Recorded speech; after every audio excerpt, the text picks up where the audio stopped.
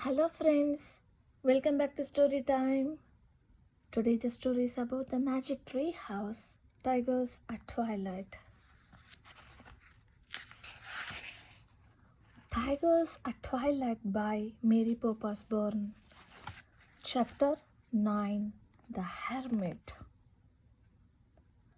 Kaa and Co smoothed the man's hair with their little paws and patted his cheeks gently. The man smiled and whispered to the langurs. His eyes stayed closed. Teddy walked up to the man and licked his hands. The man still didn't open his eyes, but he stroked Teddy's fur. Knock, knock, Annie said softly. Is someone there? The man asked. He turned his face toward Jack and Annie. Now his eyes were open, but he did not seem to see them.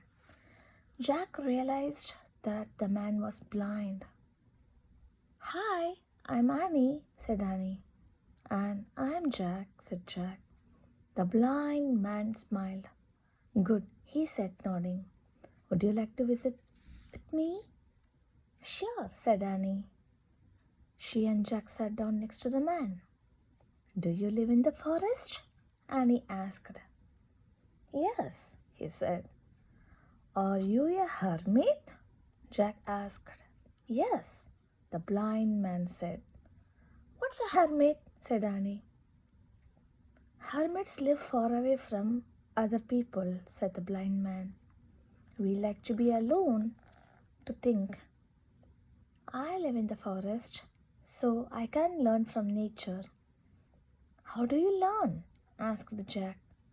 I listen, said the blind man. Listen to what? Asked Jack. To the chatter of the monkeys, the rumble of the elephant, the roar of the tiger, said the man.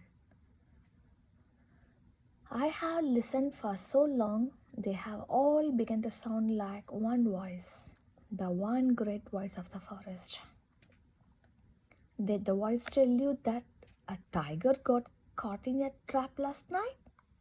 Asked Annie. Yes, the hermit said.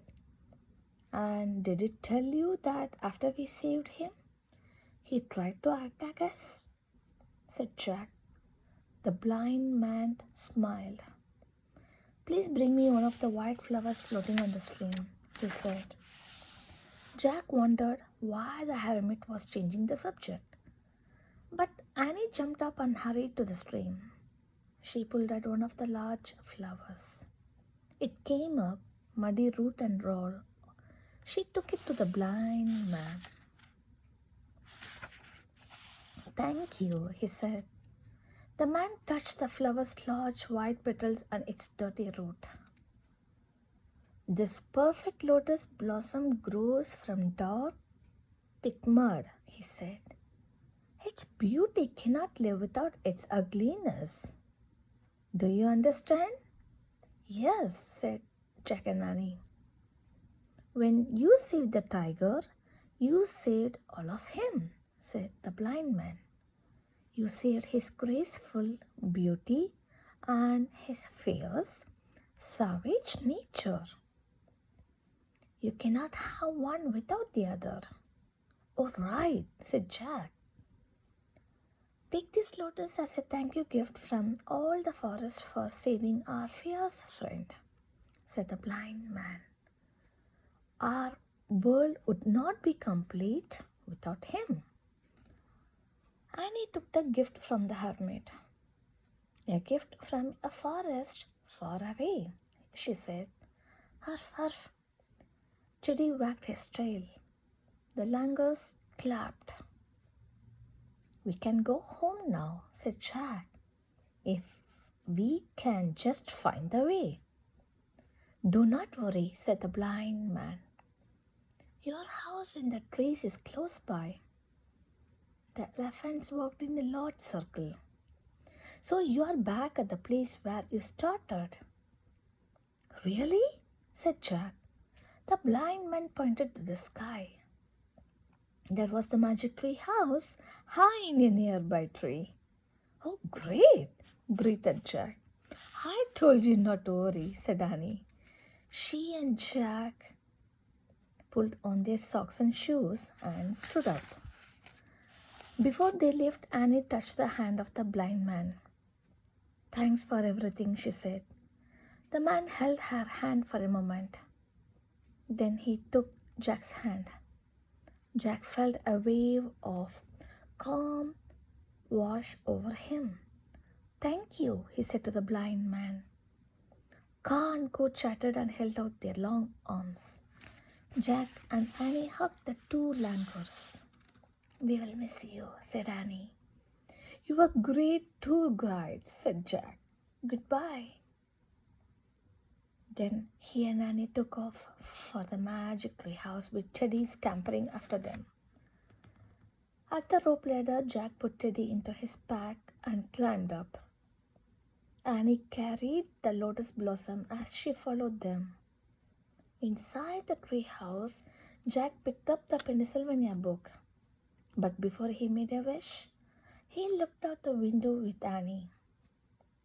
In the distance, they saw Saba and the other elephants bathing in the stream. They saw Ka and Co swinging on vines. They saw the tiger sunbathing in the grass, licking his sore leg. They saw tiny deer grazing. They saw bright birds in the trees. They saw the blind man sitting in front of his cave. He was smiling. Jack opened the book. He pointed to a picture of the frog crickets. I wish we could go home, he said. The treehouse started to spin. The wind started to blow. It blew harder and harder. Then everything was still. Absolutely still. Chapter 10. Who are you? Really? Jack opened his eyes. Late afternoon sunlight shined into the treehouse. Our third gift, said Annie. She put the lotus blossom beside the pocket watch from the Titanic and the eagle's feather from the Lakota Indians. One more gift, she said to Teddy, and you will be free from your spell. The little dog licked her hand. Hey, tell me this, said Jack. How did you know Teddy wanted us to hide behind that rock? Annie shrugged.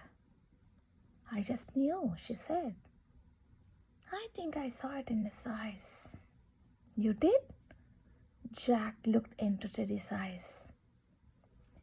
The little dog tilted his head and stared back at Jack. Teddy's eyes twinkled as if they held many secrets.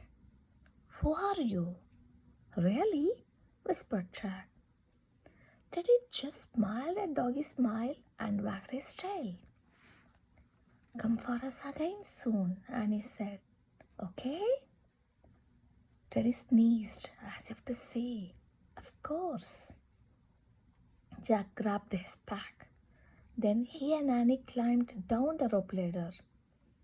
When they stood on the ground, they looked up. A little black nose was poking out the tree house window. Bye, they called. Arf, arf. Jack and Annie took off between the trees. Birds sang in the twilight. Squirrels scampered playfully through the leaves. The frog crickets were very tame after the forest in India. Soon they came to their street.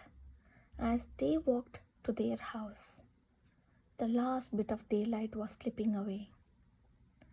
Before they went inside, Jack and Annie sat on their steps.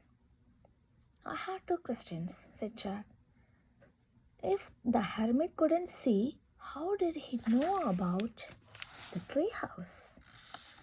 And how did he know that we had traveled all night with elephants? Easy, said Annie. The one great voice of the forest told him. Said Jack. He closed his eyes for a moment and listened. He heard a car going down the street. He heard a woodpecker pecking. He heard crickets chirping. He heard a screen door opening. He heard a mom saying, "Time for dinner, kids." All the sounds were like one great voice. The one great voice of home. The end. Thanks for watching the video. Bye.